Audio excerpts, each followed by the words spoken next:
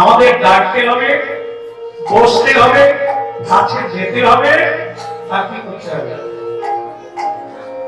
যা দিয়েছেন উজাড় করে দিয়ে দিতে হবে।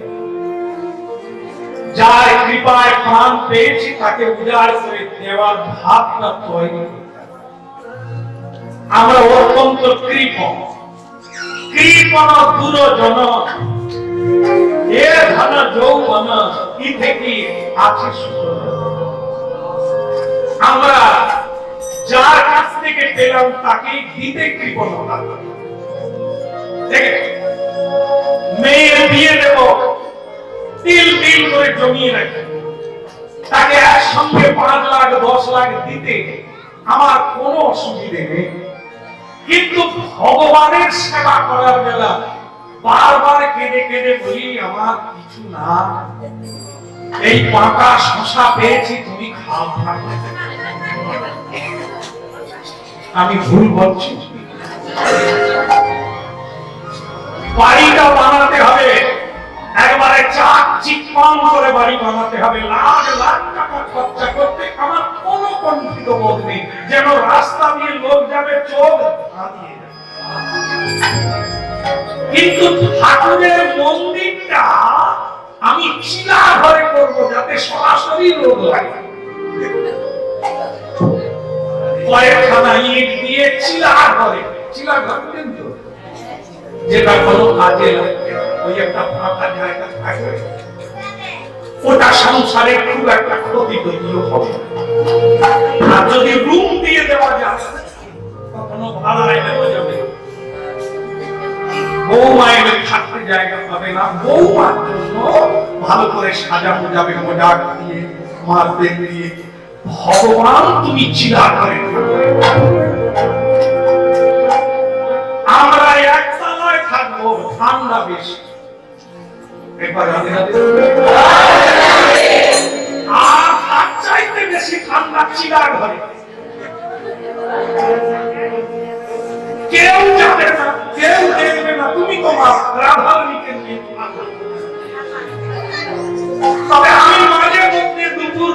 সময় 3টের সময় সময় পেলে একটা ভূতের কাটি নিয়ে যাবো, সময় দিয়ে আসবো। হ্যাঁ, 5 ঘুরাবো আর বলবো তুমি ধূপ খাও, তুমি ধুমো খাও। আমি পঞ্চব্যঞ্জন দিয়ে খাবো, তুমি ধুমো খাও।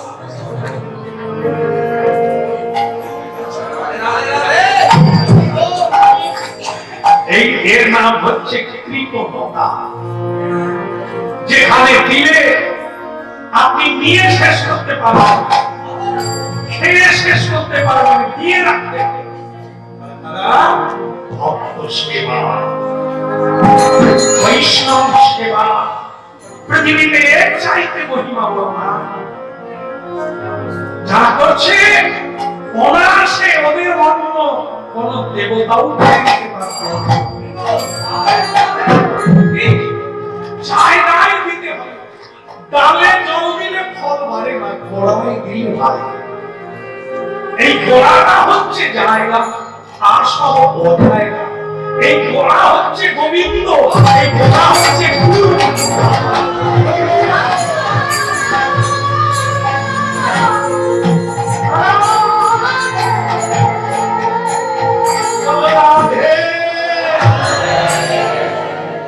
সকালবেলা শুরুটা কি দিয়ে ছেড়ে গেলে হবে না। সকালবেলা উঠে হাত ধুয়ে স্নান করে আগের কাজ আগে স্নান দিতে হবে।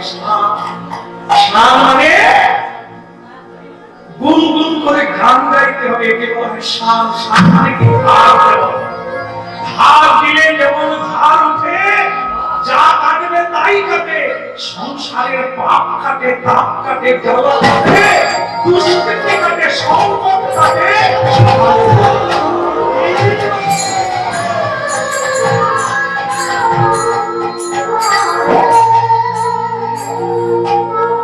ভজ গোবিন্দ দেবশ্রী নারদ গোলক বৃন্দাবনে যাচ্ছি। ভজ গোবিন্দ, ভজ গোবিন্দ, ভজ গোবিন্দে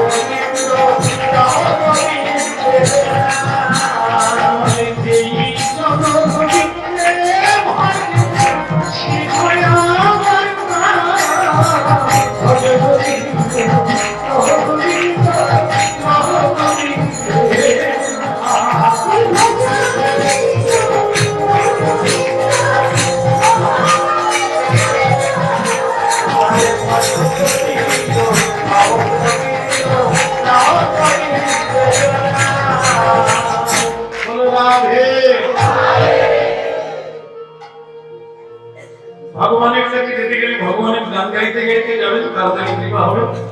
গুরুর কাছে যেতে গেলে সংসারের কথা বলতে বলতে যাবেন। আপনারা এত শুনে আছেন যে আমি ভুল বললেও আপনারা ভুল বলেন। আমি যদি বলি গুরুর কাছে সংসারের কথা বলতে বলতে যাও, আপনারা বলেন না না গুরু নাম বলতে বলতে। মানে যেখানে যাবেন সেটাই ভাবতে ভাবতে যাবে। তবে সংসারের যে কোনো কাজ করতে গেলে সংবাদ দিয়ে সাতটা ধরতে ধরতে যাবে। সাত ধরে রাখলে ছেড়ে যাবে, কিন্তু সাত ধরলে প্রাপ্তি হবে। বলো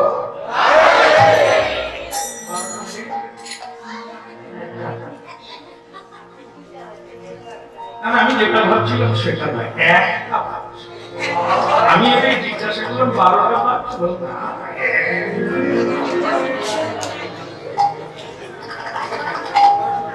একটা বেশি না 12টা বেশি? 12টা বেশি সে তো পারি এখন অনেক 11 ঘন্টা বাকি। বলো কি হরিনামের মহিমনে গাইতে গাইতে একটাই পৌঁছে গেলাম। আচ্ছা ঠিক আছে, আর তো দেরি করা উচিত হবে না, সবাইকে প্রসাদ পেতে হবে। তাহলে পরের দিন আবার বলবো।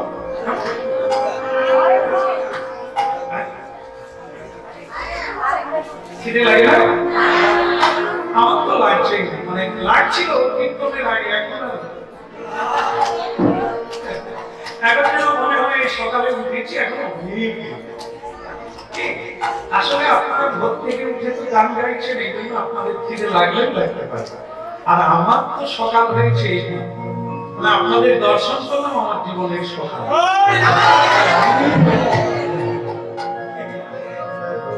আজ সকালবেলা কলকাতা থেকে বক্তা এসেছিল, বলছে যে প্রভু, দেখলাম তার মধ্য বয়স হয়ে গেছে, বলছে প্রভু আপনি তো আমাকে জন্ম দিলেন, আমি তার মুখের দিকে তাকাই, কেউ আমার ছেলে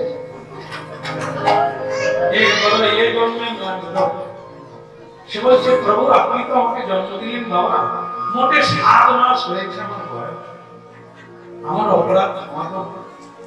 আমি খালি তার পা থেকে মাথা পর্যন্ত দেখছি, হাতের কাছে যায় না। সে বলছে তার নাকি 7 মাস বয়স। আমি বলতে পারছি না সে কোন লাইন দিয়ে যাচ্ছে। কথা বলতে বলতে কেঁদে ফেলে বললেন বাবা আজকের দিনটা থাকার ইচ্ছে ছিল, কিন্তু আমি যে কারখানায় কাজ করি মালিক আপনার কীর্তন শুনে আশ্রম দর্শনের, আপনার দর্শনের ইচ্ছা হয়েছিল, তাই ওনাদের সঙ্গে এসেছি, ওনাদের সঙ্গেই যেতে হচ্ছে। তবে আমার বয়সটা যদি আরো বেশি হতো তাহলে আপনাকে জানতাম আর ঈশ্বর। আমি বললাম তখন ধরে ফেলেছি, এবার এখানে মহাপ্রভুর কাছে নাম নিয়েছি, এই জন্য বয়স 7 মাস বলছে। আপনাদের বয়স 7, 65, 55, 45, এগুলো বয়স না। প্রকৃত বয়স, প্রকৃত সকাল সেদিন হয়েছে যেদিন জ্ঞানের প্রদীপ জ্ঞানের প্রদীপ দিব্য জ্ঞান, যার দ্বারা আমরা বুঝতে পেরেছি সংসার অনিত্য, জীবন অনিত্য, জানো সার তাহে নানাবিধ বিপদ ভার, না আশ্রয় করি থাকো জগতে।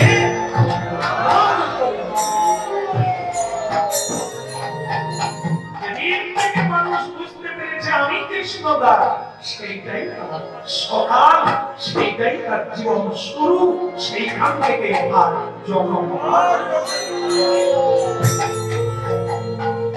এই জন্য ছেলে মেয়ের জন্মদিন ধরে, আমি সব জায়গায় বলি আপনাদের জন্মদিন ধরুন, যেদিন দীক্ষা প্রাপ্ত, দীক্ষার দিনটাকে সবাই স্বর্ণাক্ষরে লিখে রাখবে আর গুনে গুনে যাবে কতদিন।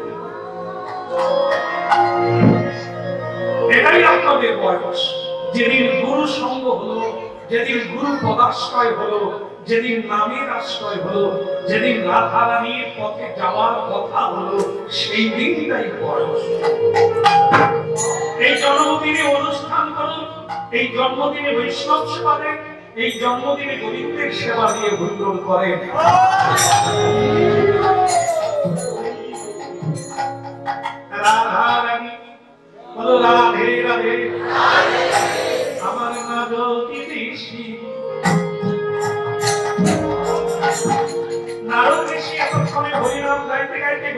বৃন্দাবনে পৌঁছে গেলে বলো প্রাণ গোবিন্দ কি একবার বলুন রাধা রানী কি কিন্তু জয় দিয়ে কি হবে নারদ ঋষি দেখে সিংহাসন ফাঁকা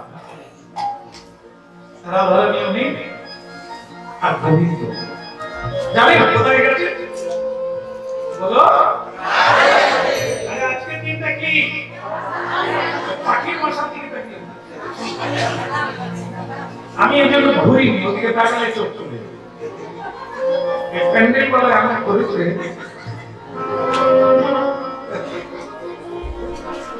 আমাদের আশ্রমের গোবিন্দ দাস কোথা থেকে যে জোগাড় করেছে সব মাথায় বুদ্ধিও এসেছে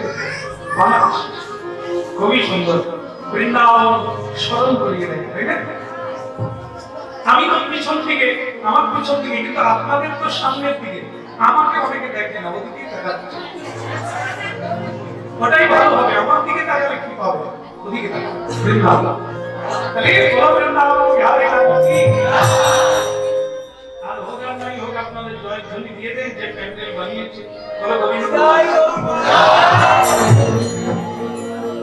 অনেকে অনেক রকম পূজা করে ও বেটা এটাই করছে রাধারানী উপহার দিয়েছে যাই হোক ভগবানের আশীর্বাদ প্রাপ্ত হোক আর নারদ ঋষি দেখছেন বৃন্দাবনে গোলক বৃন্দাবনে রাধা কৃষ্ণ ধ্যান করে বসলে এরকম আপনারা বসছে ধ্যান কিরকম করে ধ্যান ধ্যান ধ্যান করে কত ধ্যান করে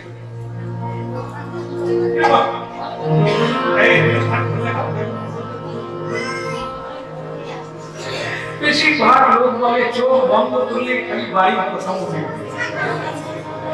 এর মুখ তার মুখ ভেসে ওঠে কি ওটাও ধ্যান খারাপ না কার মুখ ভেসে আসছে আসুন না তারপর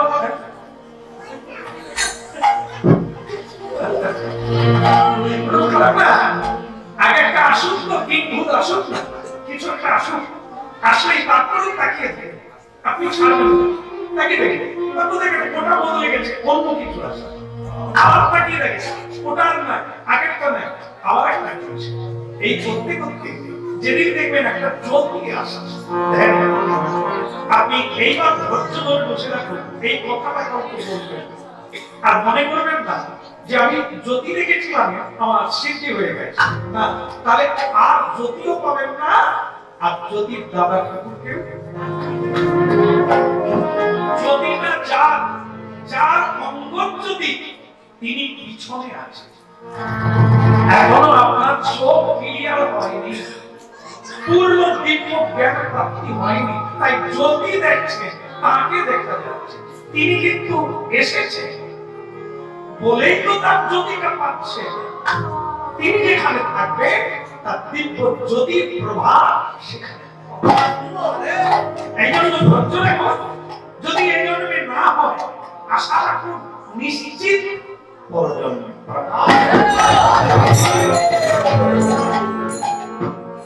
নারদ ঋষি ধ্যানে বসলেন ধ্যানে কি দেখলেন চোখ বন্ধ করে এ জগতে চোখ খুলে সব দেখা যায় কিন্তু গোবিন্দ দেখা যায় কেবল চোখ বন্ধ করলে গোবিন্দ দেখা যায় নারদ ঋষি অন্তরে জানলেন গোবিন্দ আমার পৃথিবীতে গেছেন মাটির পৃথিবীতে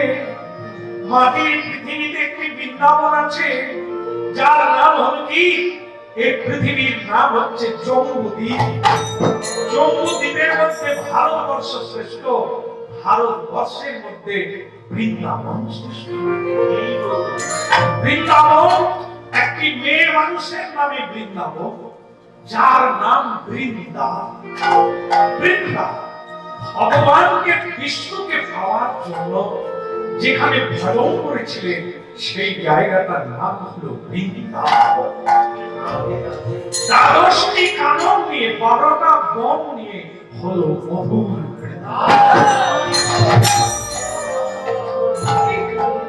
দেবশ্রী নারদ বুঝতে পারলেন ধ্যানের দ্বারা তাদের বেশি যদি এগোতেও না পারি চিবিয়ে খান কম খান কিন্তু চিবিয়ে খান না হলে অ্যাসিড গ্যাসে আপনার জীবন টানা বলছে পূর্ণ খাবার খেতে লাগে আধ ঘন্টা সময় বলে ওটা 5 মিনিটে করবি, তাহলে সময় বাঁচবে, রোজগার করবি আর ট্যাবলেট খাবি। যার যত খেতে দেরি হবে ওর পাচন রস তত বাড়বে আর হজম হবে। যত চিববে আসল ঔষধ আপনার মুখে। সকালবেলা উঠে বলেছিলাম কি করতে হয়, কেউ সত্যটা বলতে পারলেন সেটা কি? বিছানা ছেড়ে উঠে প্রণাম করার পরে 1 গ্লাস 2 গ্লাস জল খাবে। যে লালাটা মুখের মধ্যে আছে ওটা পেটে গেলে তবে আপনার শরীর ভালো থাকবে। লালা সারা রাত্রি ঘুমিয়েছে, মুখে লালা জমে আছে, বাসি মুখে জল খান। আপনার শরীরের জন্য, আপনার উপকারের জন্য ওই নোংরাটা ভেতরে যাবে, ওটা লালা ঔষধি। এই জন্য মানুষ যখন খাদ্য চিবলের 2 দিকে থলি থেকে লালা নির্গত হয়, যত বেশি চিববেন তত বেশি লালা আপনার পেটে যাবে আর আপনার গ্যাস অ্যাসিড কোনোদিন পয়সা রাখার জায়গা পাবেন না। যে পয়সা এখন ডাক্তারে দিতে হচ্ছে সেই পয়সা জমে যাবে। যদি খরচা না করতে পারেন এখানে দেবেন।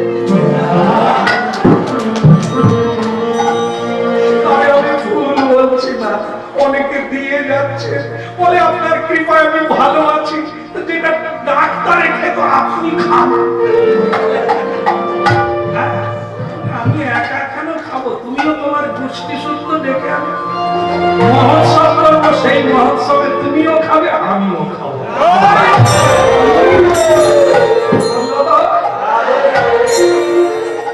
আমি তো আপনাদের গোষ্ঠীর মধ্যে পড়ি কিনা? গোষ্ঠী মানে বংশ। তা পরম্পরায় আপনারা গুরু বংশ ভগবত বংশে জন্ম পেলেন দীক্ষা শিক্ষা নিয়ে, তা আমি সে দলে নাই। তাহলে আপনারা প্রসাদ পেলে আমি পাবো না, না আমি পেলে আপনারা পাবেন না। একসঙ্গে কি হবে? ডাক্তার খাবে আর আপনি শুধু খেয়ে শুয়ে থাকবেন। দরকার কি আছে?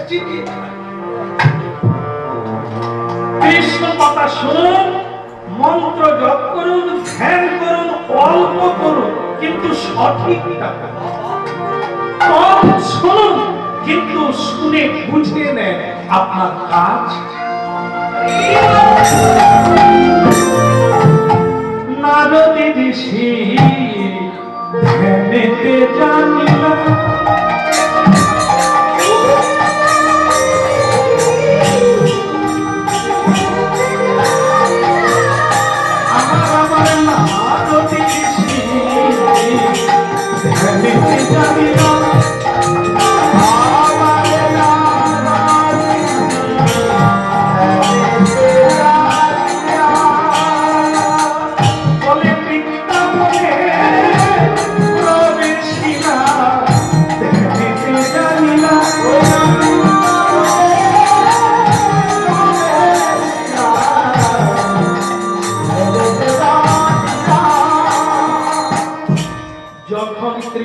জন্ম নিলেন যশোদা।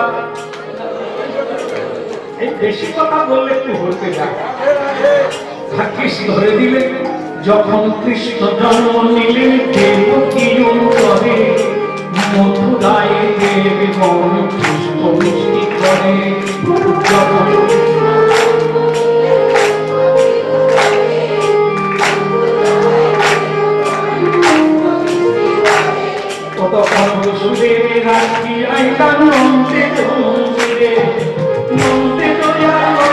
কৃষ্ণ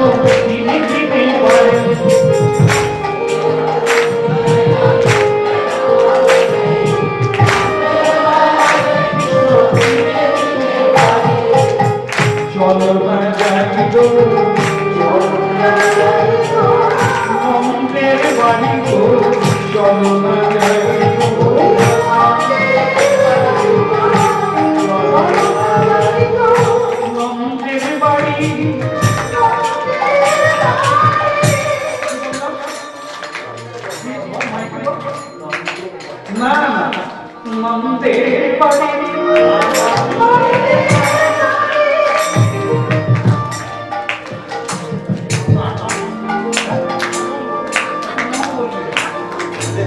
নন্দের বাড়ি নন্দের বাড়ি নন্দের বাড়ি যেখানে আনন্দ নন্দের বাড়ি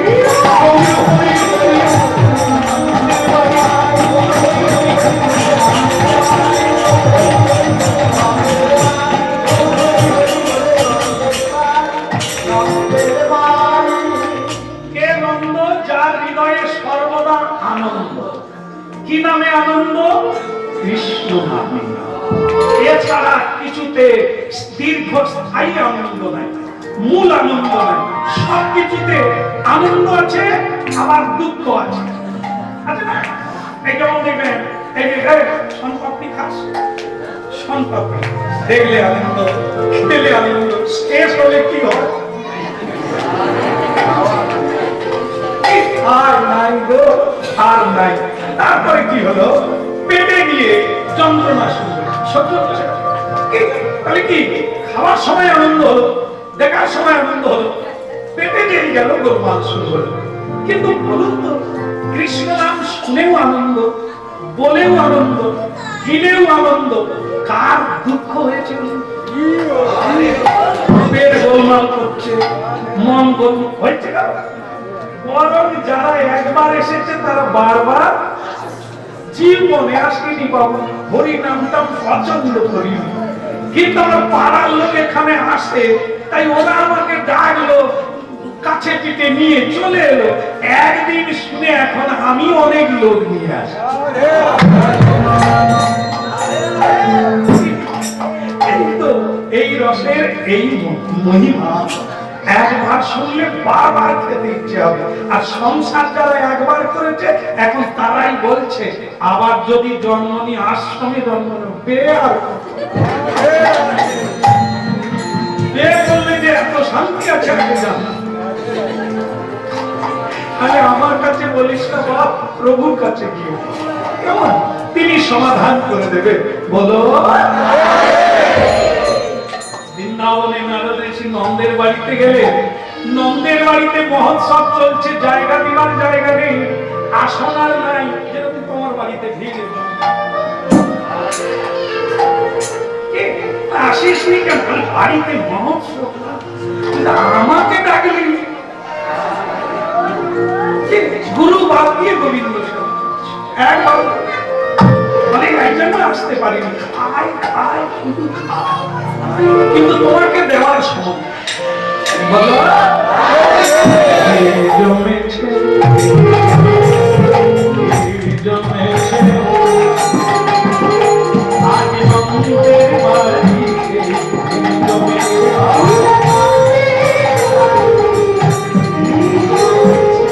বলে হেন বেলা ওগো নারদ ঋষি এলো,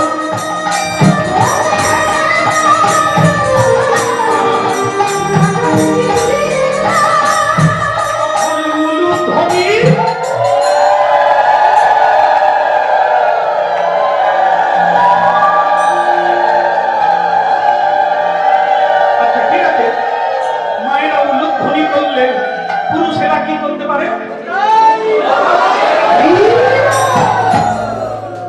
হেন বেলা নারদ ঋষি এলো,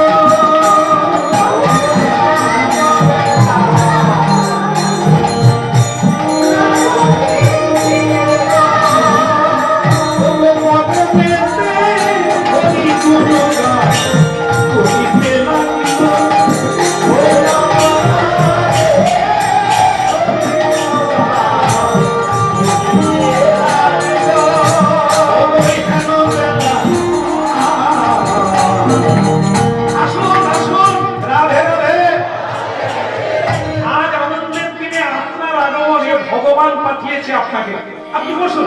কোথায় যে বসাই? নারদ বলে কেন তোমার, তুমি রাজা লোক, তোমার কি আসনের অভাব? বলে অভাব কিছু নেই, কিন্তু আজকে কোথা থেকে এত লোক আসছে আমি নিজেও বুঝতে পারি। বলে তুমি নেমন্তন্ন দাওনি? বলে আমি হয়তো দু চারজনকে দিয়েছি, তারা যে কাকে দিয়েছি আমি তো জানি। তাই আপনাকে যে কিসে বসাবো, নারদ ঋষি বলে আমি কি জানতে পারি কি তোমার বাড়িতে আজ কি চলছে? তখন বলছেন দেখেন আপনাকে বলতে আপনি ধরতে পারছেন না কি করে ধরবো, জানা কি নন্দ মহারাজের কিছু কিছু চুল পেকে গেছে, এই বয়সের ছেলে হয়ে এ কথা কাকে বলবে? তো বলছে কিছু মনে করবেন না দেবশ্রী নারদ, আপনি জানি ধরতে পারছেন না, কারণ আমার বয়স অনুযায়ী আমার ছেলে হওয়ার আর কোনো রাস্তা কি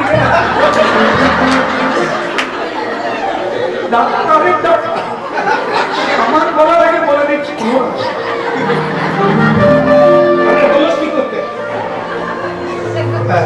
রাস্তা নেই, রাস্তায় হাঁটবে তবে তো রাস্তা পাবে, বেলাইনে গেলে রাস্তা পাবি হলো। নন্দ মহারাজ বলছে ভগবানের কৃপায় ভগবতী দেবীর কৃপায় এক সন্তান আমি এমন পেয়েছি, তবে দুঃখের বিষয় গায়ের রংটা কালো হলে কি হবে, সারা পৃথিবীকে যেন আলো করে। তাই কোথা থেকে যে এত লোকজন আসছে, দিব্য জ্যোতির্ময় তাদের দেহ, মন্ত্র উচ্চারণ করতে করতে আসছে, কাউকে আবার দেখতে পাচ্ছি না, ছায়া দেখতে পাচ্ছি, লোক দেখতে পাচ্ছি। বলে তাহলে কাণ্ড ঘটে গেছে, তাহলে আমি যাকে খুঁজছি তিনি এইখানে ঢুকেছে। কেননা ছায়া বলছে মানে দেবতা, ছায়া বলছে মানে মুনি ঋষিরা সূক্ষ্ম দেখে, এই দেহ না সূক্ষ্ম দেখে, এই তাদেরকে এরা আচ্ছা আচ্ছা দেখছে আর ভয় পাচ্ছে। আমি বোধহয় যে অনুমান করছি তিনি এখানে এসেছেন। এইবার বলছে না নন্দ মহারাজ এসে যখন গেছি তা তোমার পুত্রকে কি একবার দেখবো, সুযোগ হবে? নন্দ মহারাজ বলে আপনার কথা শুনে আমার মনে হচ্ছে আমি দুর্ভাগ্য বহন করছি, আপনাকে নিমন্ত্রণ করে পুত্র দেখানো উচিত, আপনি নিজের থেকে এসেছেন এ আমার পরামর্শ। আসুন আপনি বাইরে দাঁড়িয়ে আছেন, না না আপনাদের ভালো হয়তো বাইরে দাঁড়ান, নারদকে বলছে বাইরে আপনি ভেতরে আসুন। নারদ বলে আপনি বলছেন যেমন চলুন। শ্রীকৃষ্ণ তখন দোলনায় শুয়ে আছে। আপনারা জানেন যে দুটো সময়ে মানুষ পোশাক পরে, তবুও সুন্দর লাগে। তোমার তো মনে করছে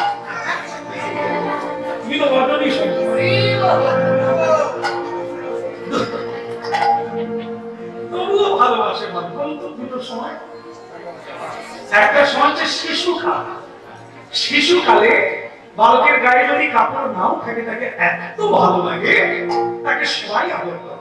আর একটা সময় হচ্ছে বৃদ্ধকাল, গায়ে কাপড় থাকে না কিন্তু সারা জীবন সে যাদেরকে ভালোবাসলো তারা তাদেরকে ভালোবাসে না। শিশু মানুষ তাই দুটো সময় শিশু হয়ে যায়, এখনো শুরুতে শিশু আর বৃদ্ধকালে শিশু হয়ে যায়। এই জন্য শ্রীকৃষ্ণের গায়ে তখন কিচ্ছু দোলনায় শুয়ে আছে আর হাত পা ছুটছে, হেন বেলা নারদে ঋষি এলো।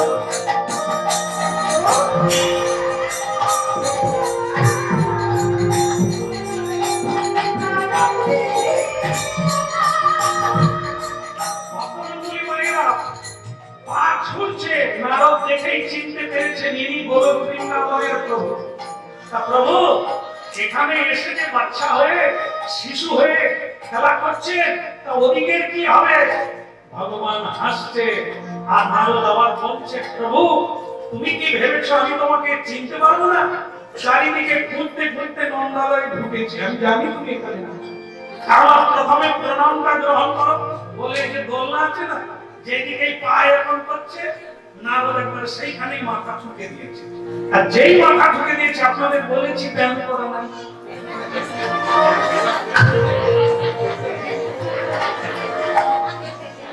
ভগবান আমার বাড়ি দিচ্ছে মানে হিসি করছে। আর নারদ ঋষির গায়ে পড়ে গেল নারদ হইল আওয়াজ শুনছে বাড়াবাড়ি করছে, অমৃত করছে, হরিবল হরিবল।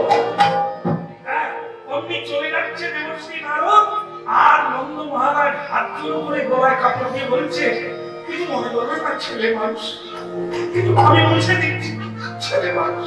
সে নারদ বলে, তোমার একটি পদধূলি দাও। কেন বলে, তুমি যাকে পেয়েছো ব্রহ্মা আদি ভোলানাথ পর্যন্ত তোমায় প্রণাম করবে, তুমি কি ভাগ্যবান। নন্দ বাবা বলে, নারদের বোধহয় ওকে হিসি করে দিয়েছে, বোধহয় মাথা খারাপ হয়ে গেছে। ছেলেটা কর, হিসি কর, গায়ে কর, হাতে কর, যেখানে ইঙ্গিত আছে, মানে মস্তিষ্ক যেখান দিয়ে সব বিচার বুদ্ধি বেরোয়, সেইখানে কেউ হিসি করলে আপত্তি থাকে। এই জন্য বোধহয় নারদ ভুলে গেছে আমার বাচ্চা ছেলেকে ভগবান বলে দণ্ড। বলে, নন্দ মহারাজ, এই ছেলের জন্য আপনি একদিন মুক্তি পাবেন। এত রূপ, এত গুণ দেবতারাও কীর্তন করে শেষ করতে পারবে না। পৃথিবীর মানুষ এর গুণের মহিমা কীর্তন করে সংসার যন্ত্রণা কিভাবে দিতে পারে।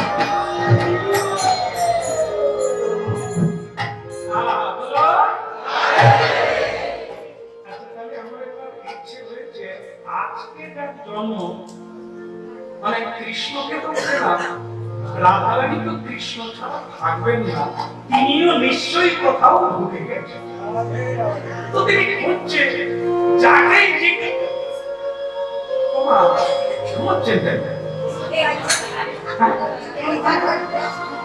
ঘুমাচ্ছেন, সে মা তখন বলছে, আর বাপু বলো না, কাজ সারা রাত্রি জাগলা। মানে কত কাল যে রাধারানীর জন্ম হলো,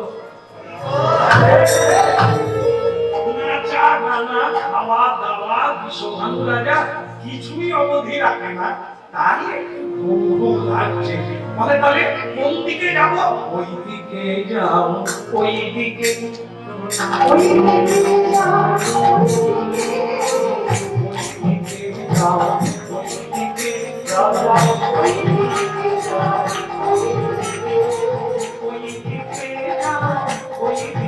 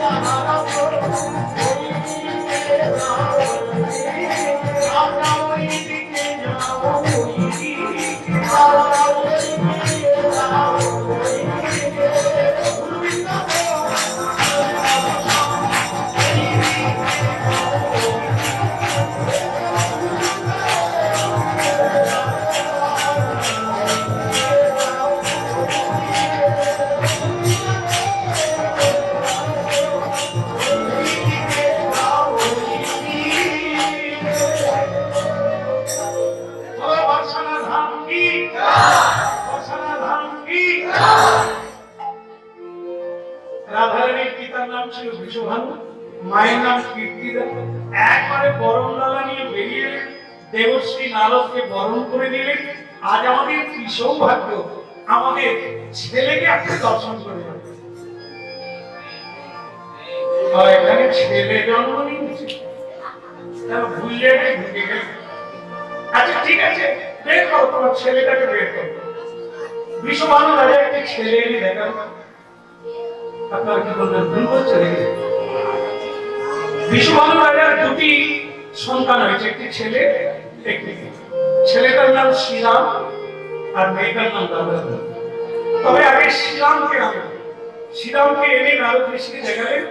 তখন নারদ ঋষি আশীর্বাদ করে তার মাথায় হাত দিয়ে বললেন, একে আমি যা দেখলাম এ তো কৃষ্ণের সখা, আগেও ছিল এখনো। এই কৃষ্ণ যেমন বৃন্দাবনে নন্দ মহারাজের বাড়িতে এসেছে, এও তার সখা হয়ে তার সেবা করবে। আর তোমার জীবন ধন্য হবে। যাও তোমার ছেলেকে আশীর্বাদ করলাম, সুখী হবে। তাহলে আমি আসি। ও বিশ্বভানু রাজা, আমি এখন আসি গো। যেই যেতে যাবে অমনি বিশ্বভানু রাজা বলছে, কিছু মনে করবেন না, আমার একটা মেয়েই হয়েছে। তখন নারদ ঋষি বলছে, মেয়ে হয়েছে হয়েছে, এটা বলতে সংকোচ কেন? তোমার যেন মনে হয় বলতে দ্বিধা হচ্ছে, বলছো না আমি চলে যাচ্ছি, আবার বলছো। বলে একে একটু দেখাতে পারবা, আপনি দূর থেকে আশীর্বাদ করুন, আমার মেয়ের জীবনে যেন সুদিন আসে। বলো কেন মেয়েটাকে দেখাচ্ছে না? আপনারা কি ওই পাড়ার লোক নাকি? কি করে জানলেন মেয়েটা অন্ধ? ওই দুঃখ গো, ওই দুঃখ।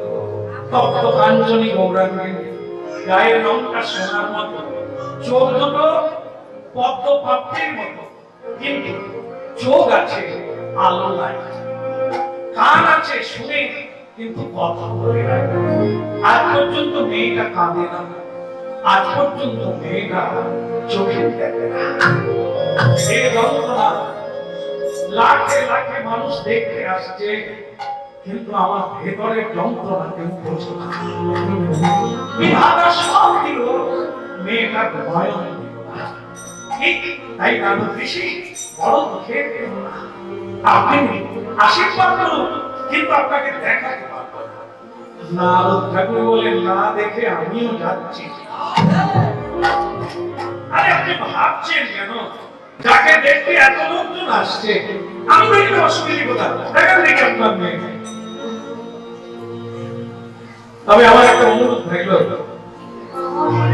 মেয়েটাকে দেখার পর বলেছে একটু আত্মীয় স্বজন সবাইকে একটু বাইরে নিয়ে যাবে, একটু নয়ন ভরে দেখি তাকে।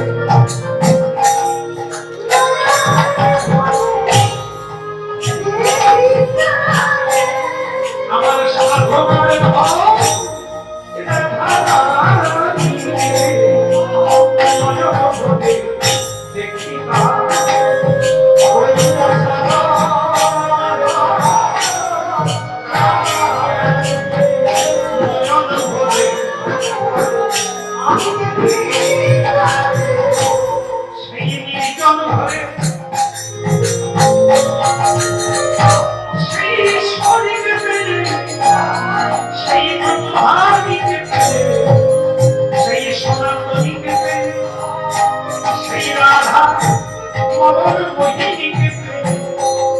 আমার শিখতে পারলেন দেবশ্রীরা তখন ক্রিয়ার করে নির্জনে ফেলে বলে নয়ন ভরে দেখি।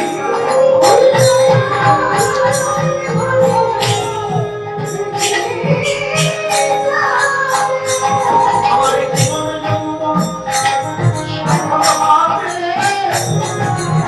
নয়ন ভরে দেখি।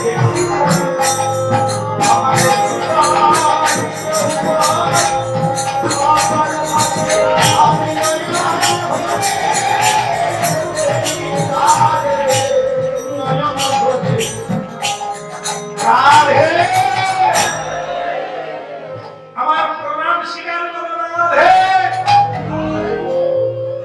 ওই বাচ্চা মেয়েটা ওই দোলনায় শুয়ে আছে, আর দেবশ্রী নারদ চোখের জল দিয়ে রাধারানীকে প্রণাম দিলেন। রাধারানীর সঙ্গে সঙ্গে উঠে দাঁড়ালেন। এরকম না 14 বৎসরের অপূর্ব কিশোরী দাঁড়ালেন, দাঁড়িয়ে হাত তুলে বলছে, দেবশ্রী নারদ অনেকগুলো জন্ম কাজ আমার দেখা তুমি কোনোদিন পাও, আর তুমি খুঁজতে খুঁজতে যখন বৃন্দাবনে বর্ষায় চলে এসেছো, আমার পূর্ণ আশীর্বাদ এবং আমাকে তুমি পূর্ণ করে দর্শন করে নাও।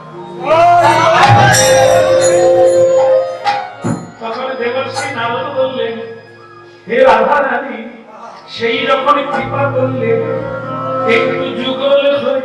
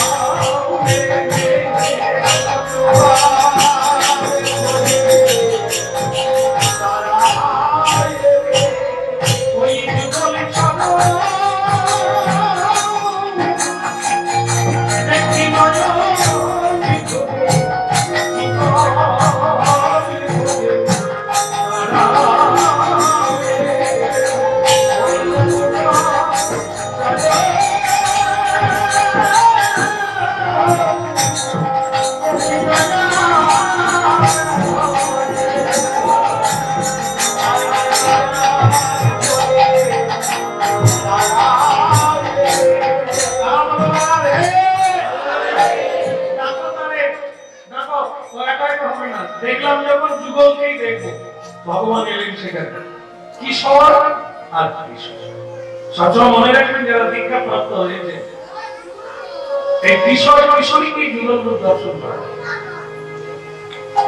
আর সেইটি হচ্ছে আপনাদের ধ্যানের চির নবী। কোনদিন বয়স বাড়ে না আর কমে না, 14 বছর দুই জন কিশোর আর কিশোর, সেই রূপ দর্শন করলেন যুগল রূপে দাঁড়ালেন। এবার রাধারানী বললেন বিন্দু তুমি তোমার জায়গায় চলে যাও। তারপর নারদকে রাধারানী বললেন দেখো নারদ, যা দেখলে কাউকে বলবেন আর যা বললে কাউকে শোনাবেন, ঠিক আছে? এখন আমি আমার ছোট্ট শিশুটি হয়ে যাব, তুমি তোমার কাজে চলে যাও।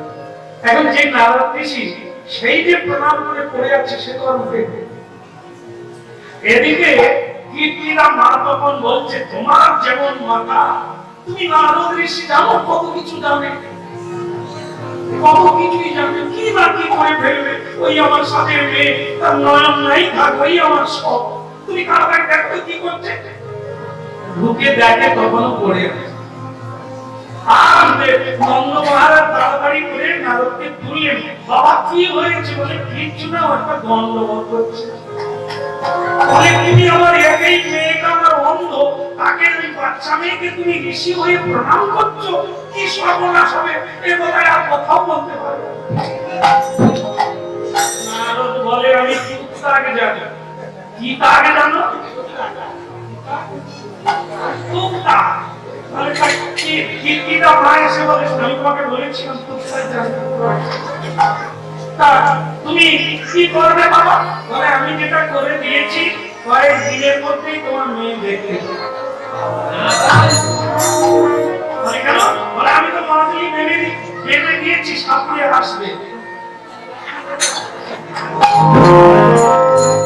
আমি দেখে এসেছি মন্দালয়ে তিনি শুয়ে আছেন, তিনিও এসা এসা হতে, আর তুমিও কিছুদিন দোলনা খাও। উনি যখন আসবে, আসলে এরা তো জানে না মেয়েটার সঙ্গে চুক্তি আছে। যখন আসার কথা হচ্ছিল পৃথিবীতে তখন রাধারানী বলে দিয়েছেন আমি যাব, কিন্তু আগে জন্মের পরে তোমাকে দেখবে, মানে সকালবেলা মুখে জীবনের প্রথমে আমি তোমাকে দেখবো, তোমার আকর্ষ নেব, তোমার কথা শুনবো, তার আগে কারো কথা শুনবো না, তার মানে আমি কারো শুনতে পারবো। আর আমি পৃথিবীর কোন বস্তুকে দেখবো না, শুধু তোমাকে আগে দেখবো, তোমার কথা শুনবো, তারপর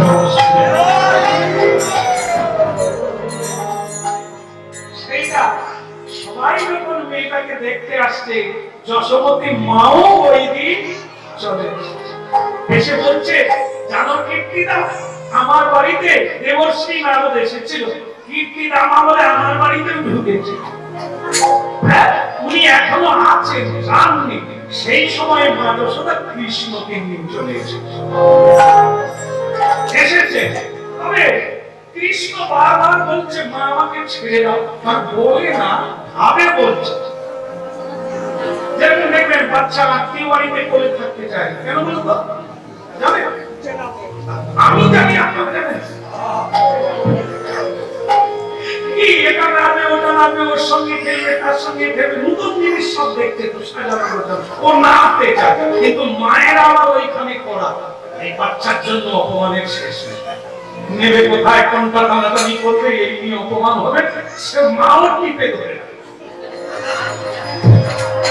কৃষ্ণ নামবে, তার কাজ আছে যে রাধারানীকে ছুঁতে হবে, রাধারানী দেখবে, কিন্তু মা ছাড়বে না। অন্ধ মেয়ে ছুঁয়ে দিয়ে আমার ছেলে বন্ধ হয়ে যাবে। তাই জন্য মা চেপে ধরে রাখছে। কৃষ্ণ বারবার এর তত্ত্ব কেউ জানে না। এ মা ছেলেকে চলছে, কিন্তু কৃষ্ণ দেখলেন মা এমন একটা কাজ করবো এক্ষুনি ছেড়ে দেবে।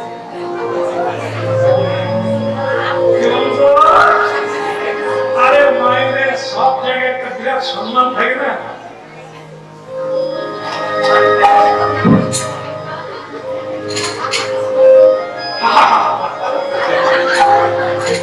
যেমন আমি একাই করছি,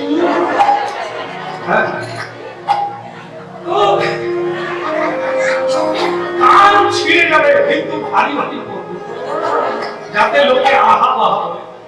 আবার সন্তানকে অনেকে কোলে নিতে চায় না, সব নষ্ট হয়ে যায়।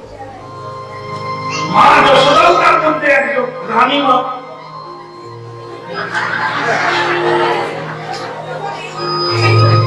আমাকে সেরকম লাগে না,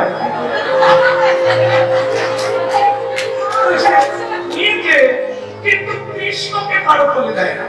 সেটা তার কোলে আছে, তো কোলে আছে আছে, কিন্তু কৃষ্ণ নামবে, ছেলেরা তোমার যত্ন থাকবে না। মা তো জানে যে আমার সবে ধর্মিনী অন্ধ মেয়েকে ছুঁয়ে দিয়ে যদি কিছু হয়ে যায়, মেয়ের কিছু হবে না, কিন্তু ছেলেটাও অন্ধ হয়ে যাবে। এই সংস্কারের উপরে নির্ভর করে মা যশোদা ছাড়ে না। কিন্তু কৃষ্ণ ঠিক করলেন, পূর্বের কথা দেওয়া আছে, চুক্তি করা আছে, সেটা কি করে হবে? তাই তিনি একটা ব্যবস্থা নিলেন। কি নিলেন? হ্যাঁ, খুব মন দিয়েছে মায়ের দিকে কৃষ্ণ তাকিয়ে। মা যশোদা তখন বলছে, হ্যাঁ তুই আমার দিকেই তাকা, আর উল্টো দিকে তাকাস। সে কি কিসের দিকে তাকাচ্ছে? মা সব চাইতে কোনটা দামি জিনিস করেছে। মেয়েদের কাছে ঘরে হয়তো সন্তান বড়, বাইরে কি স্টাইল থাকে, কি সেই স্টাইল। কৃষ্ণ জানে যে মায়ের দুর্বলতা কথা। সে তো মায়ের গলায় যে সব চাইতে দামি হাত, যেটা ভেতরে থাকলেও চলে, কিন্তু মায়েরা করেন।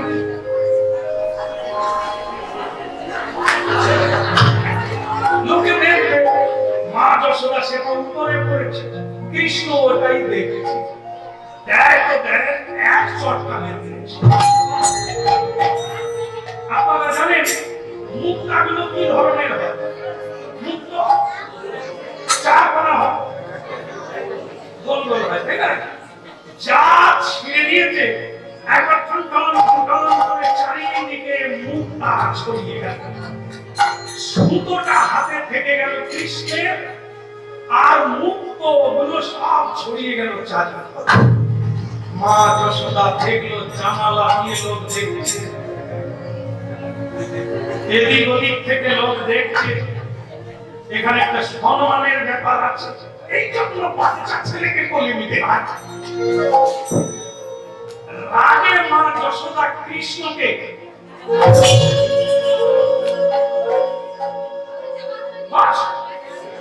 ওই বসিয়ে দিয়ে এইবার মন দিয়ে, খুব মন দিয়ে, কোন দিকে যে গেল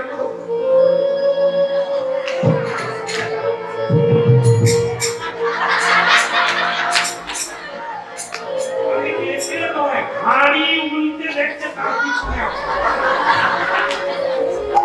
নানা জায়গায় ঘুরছে, মুখ তো ঘুরোচ্ছে। কৃষ্ণ সেই ফাঁকে হামাগুড়ি দিয়ে রাধা রানীর ঘরে ঢুকে গেছে। এসেছি আমি,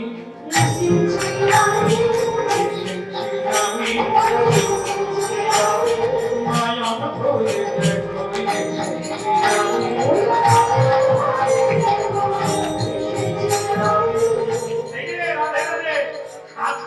হাত দিলে তবে পায়ে হাত দিলে এসেছি আমি নয়নে ভরে দেখো তুমি এসেছি আমি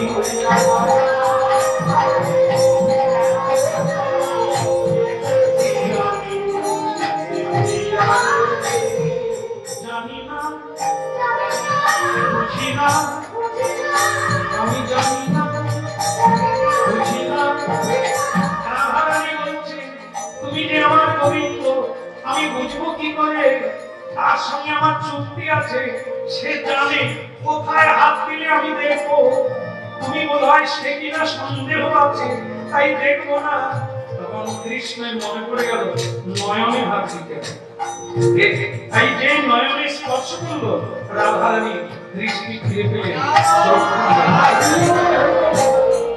নয়নে নয়নে মিলন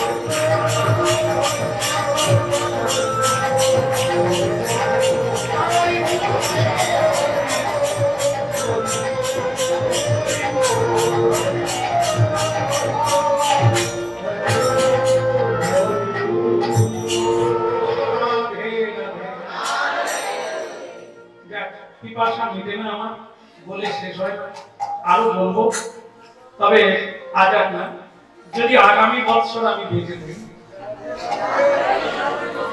আবার আকাশকুলি দিদিতে রাধারানীর কৃপা যদি হয় আবার অর্ধতত্ত্ব শোনাবো আজ এই পর্যন্ত